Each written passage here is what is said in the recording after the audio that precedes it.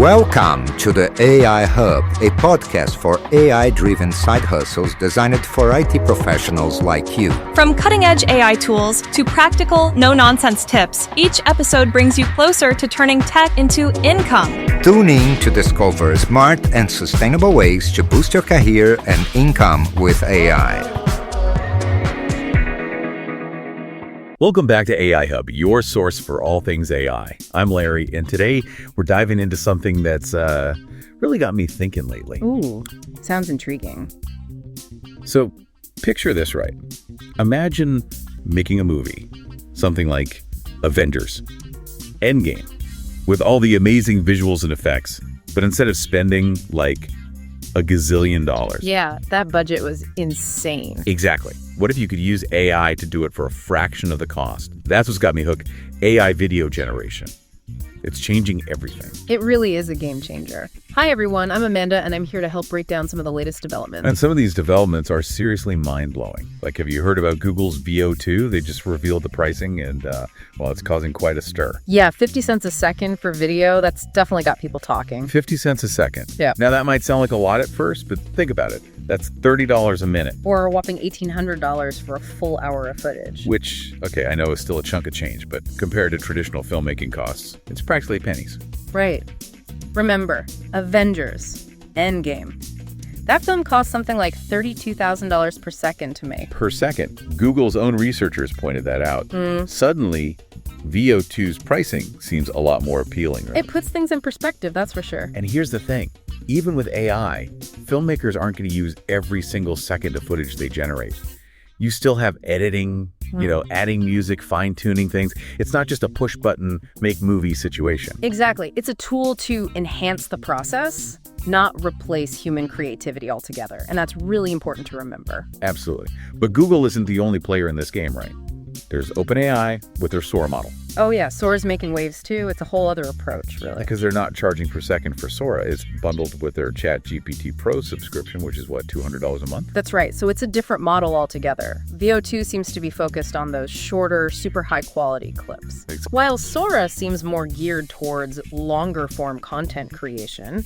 It's like VO2 is a high-end camera you rent for a specific project, while Sora is having a whole studio at your disposal. Okay, I like that analogy. So we've got these two big players, each with their own pricing and strengths.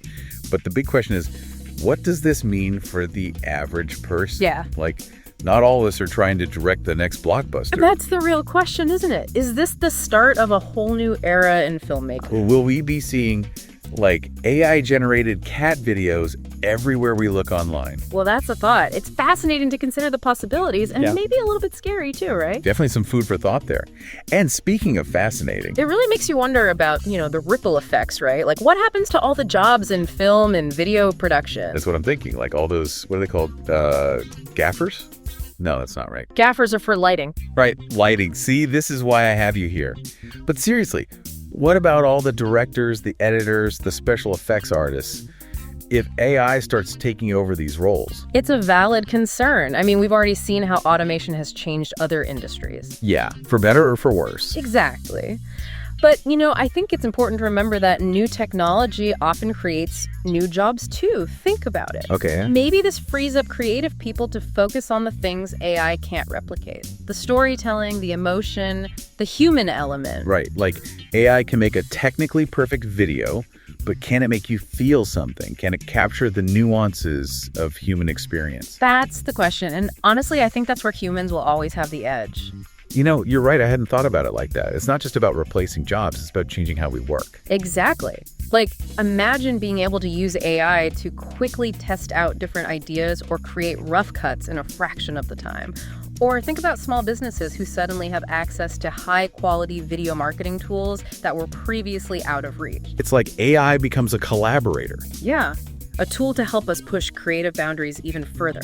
Which actually brings up another interesting point. Like, who owns what? If AI is involved in creating something, who gets the copyright?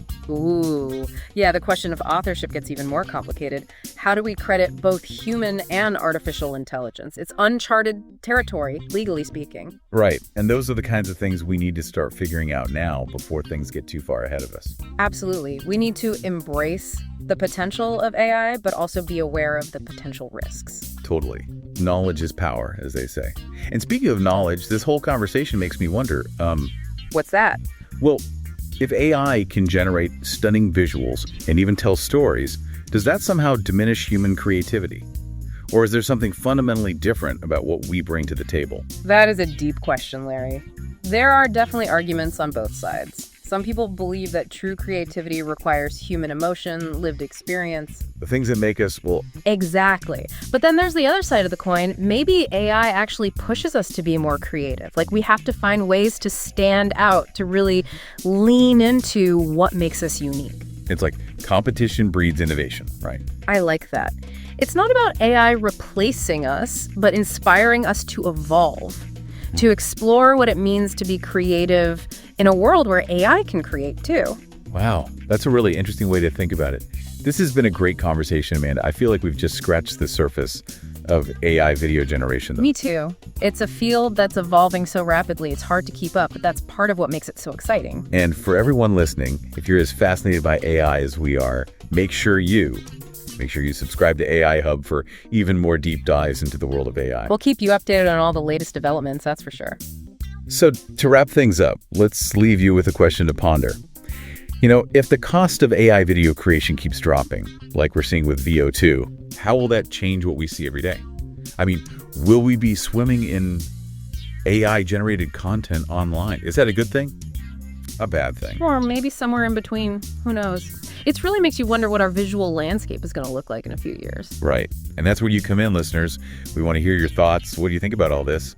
Head over to our social media and let us know. Yeah, share your predictions, your hopes, your fears. We're all ears. Until next time, stay curious and keep exploring the amazing world of AI.